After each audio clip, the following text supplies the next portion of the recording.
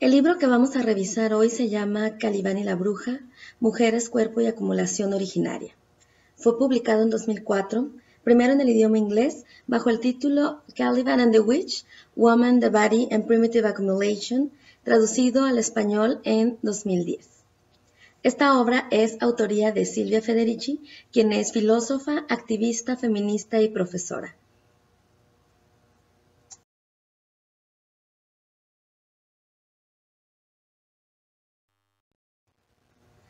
Silvia Federici, nacida en Parma, Italia, en 1942, pero radicada en los Estados Unidos, es de nacionalidad estadounidense y ha estado adscrita a diversas universidades de Nueva York. Los principales ejes en torno a los cuales Federici ha desarrollado su obra son género, clase, territorio, cuerpo, capitalismo, patriarcado, como dos nociones íntimamente relacionadas, trabajo doméstico, trabajo precario y salario.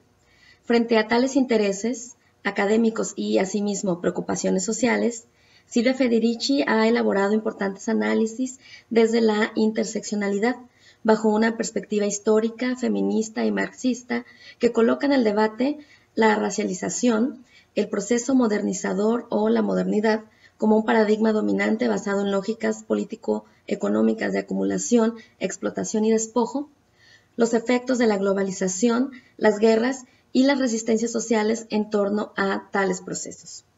Digamos que su obra ha develado cómo se produce la desigualdad del mundo y cómo ésta se sostiene a partir de un ordenamiento económico productivo que ha jerarquizado a los sujetos, lo que nos habla de una política del cuerpo basada en el sexismo y el racismo.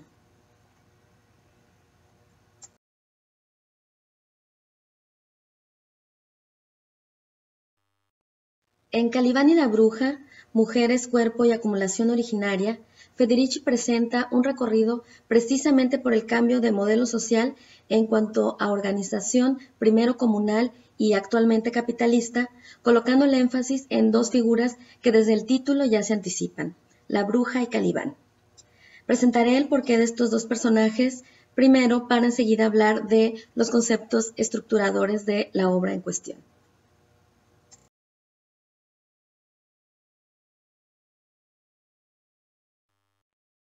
La figura de la bruja nos habla de las mujeres, que por su posición y asignación social resulta fundamental para el desarrollo del capitalismo.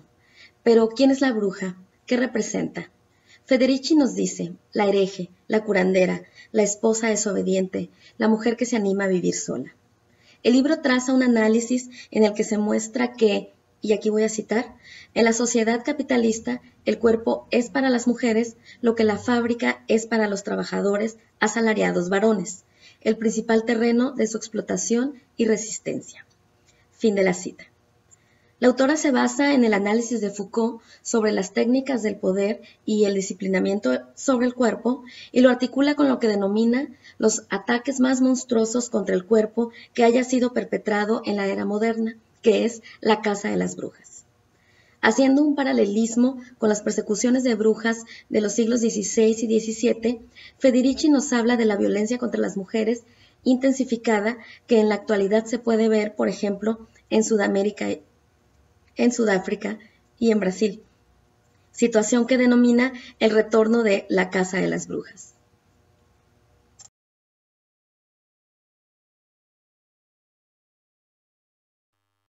Bien, ahora sobre la figura de Calibán, podemos situar que la autora lo retoma al igual que como la figura de la bruja, tanto como una realidad concreta e histórica, cargada de relevancia simbólica respecto a un orden de poder, así como metáfora de la esclavitud y de la diferenciación racial que deriva en opresión, explotación, exterminio.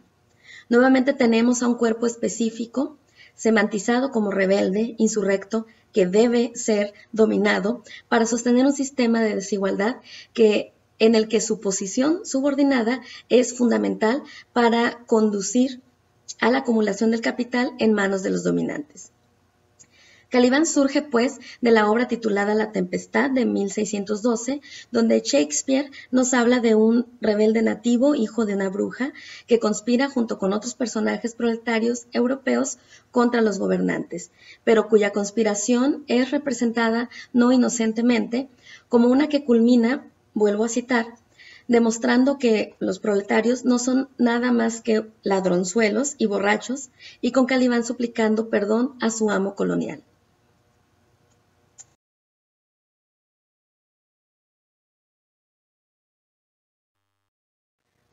A partir de contrastar la figura de Calibán con la de la bruja, Federici problematiza la división sexual del trabajo desde la lógica de las colonias y también desde el enfoque de la interseccionalidad, como ya se ha mencionado aquí, y cuestiona los posibles lazos entre las mujeres europeas, indígenas y africanas en virtud de una experiencia común de discriminación sexual.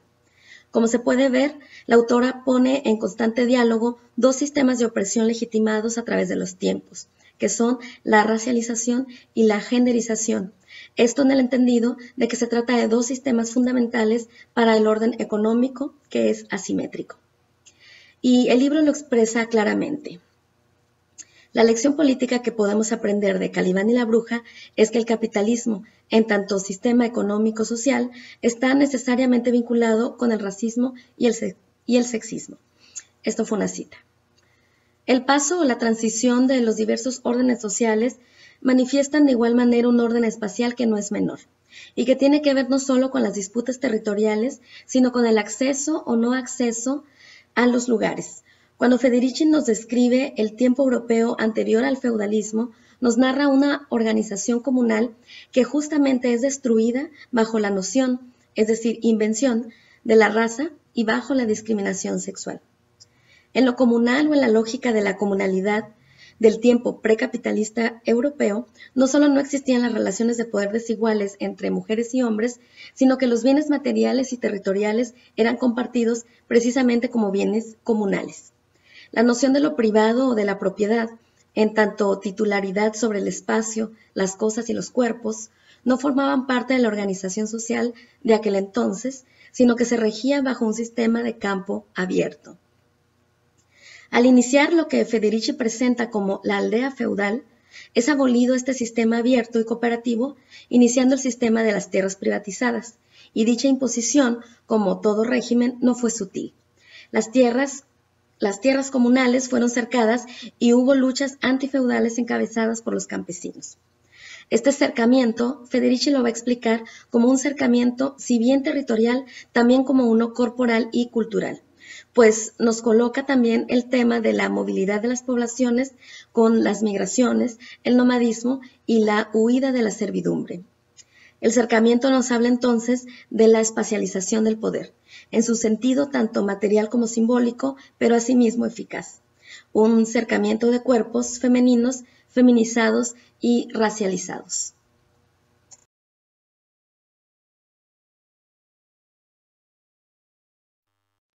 Este recorrido que ya hemos establecido que es de carácter primordialmente histórico, devela el origen, masificación y mantenimiento del patriarcado, el cual, mediante una serie de regímenes, disposiciones y tecnologías discursivas opresivas, se sostienen en el sistema capitalista contemporáneo. Tenemos un orden global, un orden racial y un orden geopolítico, que operan en la vida cotidiana de forma eficaz por naturalizada. Frente a ello, me interesa reforzar la cuestión de la espacialización del poder a partir de una lógica biopolítica de administración corporal para poner en diálogo a Silvia Federici con Daphne Spain, académica estadounidense quien cruza el eje del género con los estudios urbanos. Y la razón por la que me interesa este diálogo es porque en su estudio sobre la genderización del espacio, Daphne ubica, desde mi perspectiva de manera muy clara, la división sexual del espacio. Spain nos habla de los mecanismos que sostienen la estratificación por género y analiza concretamente la producción del espacio en tanto materialidad que devela acceso diferenciado. Nos dice así que, cita, Aunque la condición de la mujer es el resultado de una variedad de factores culturales, religiosos y socioeconómicos, la separación física entre mujeres y hombres también contribuye y perpetúa la estratificación de género, reduciendo el acceso de las mujeres a los conocimientos socialmente valorados. De hecho, los espacios de género en los hogares, escuelas y lugares de trabajo refuerzan y reproducen las distinciones de estatus prevalentes que se dan por sentado. La posición de la mujer dentro de la sociedad, ya sea medida como poder, prestigio, posición económica o rango social, está relacionada con la segregación espacial en la medida en que los arreglos físicos existentes facilitan o inhiben el intercambio de conocimiento entre aquellos con mayor y aquellos con menor estatus. La anterior cita es un fragmento de su artículo publicado en 1993 titulado Gendered Spaces and a Woman's Status, en el que analiza, como ya señalé, las disposiciones espaciales diferenciadas por condición de género. En su estudio, podemos ver la forma en que opera el orden patriarcal en la vida cotidiana desde una dimensión socioespacial, lo que confirma un ordenamiento social que se funda en la administración de los cuerpos y que parecería imperceptible. En ese mismo sentido, es posible articular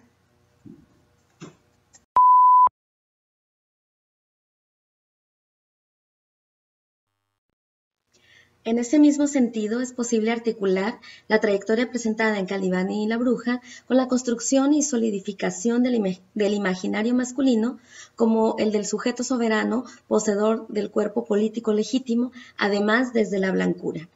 Y para ello podemos recurrir a Nirmal Purwar con su libro Space Invaders, Race, Gender and Bodies Out of Place de 2004, en el que nos habla de la norma somática, de las alineaciones corporales aprendidas desde las categorizaciones de género y de raza, categorías que Nirmal entiende como fronteras sociosimbólicas. Así me permito citar el siguiente fragmento. Toda la base de una identidad que se basó en una frontera se pone en juego cuando las fronteras no obedecen al corte mente, cuerpo, hombre-mujer. Con el cuerpo codificado como femenino per se, los cuerpos de las mujeres representan la materia extranjera que amenaza contaminar el reino del pensamiento sereno, limpio.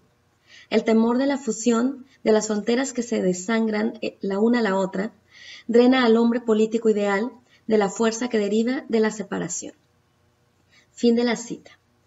La noción del cercamiento que nos presenta Federici puede dialogar con la de frontera, border, que propone Nirmal, para pensar los límites y las transgresiones que desde una separación binaria que se complejiza en el análisis interseccional, hegemonizan las disposiciones sociales de la organización espacial, corporal, económica y política. Porque desde el análisis de Federici, no solo en Calibani y la Bruja, sino a lo largo de su producción académica, se establece un firme rechazo a la idea de que el patriarcado, el trabajo doméstico y la desigualdad de las mujeres se sitúen fuera del capitalismo. Esto último lo retomo de una entrevista realizada a la autora este mes.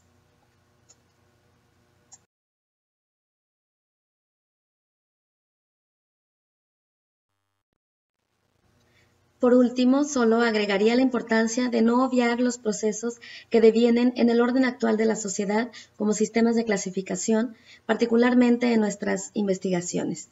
Es decir, sin necesariamente enfocarnos en análisis históricos, es pertinente revisar que tanto la desigualdad como el privilegio tienen un origen que es absolutamente construido y por lo tanto es deconstruible. Perspectiva que da espacio para pensar en la potencia política de las disidencias y desobediencias. Señalar que el sistema mundo opera bajo ficciones políticas de ninguna manera significa que no se trate de un orden real, sino que destaca el carácter social que se ha normalizado, naturalizado a través de largos y complejos procesos históricos determinados por el poder. Pero las ficciones políticas, como las categorías género y raza, operan con gran eficacia al mediar las relaciones e interacciones en esferas macro y micro, estructurales y cotidianas. Calibani y la Bruja favorece un pensamiento crítico justamente en ese sentido.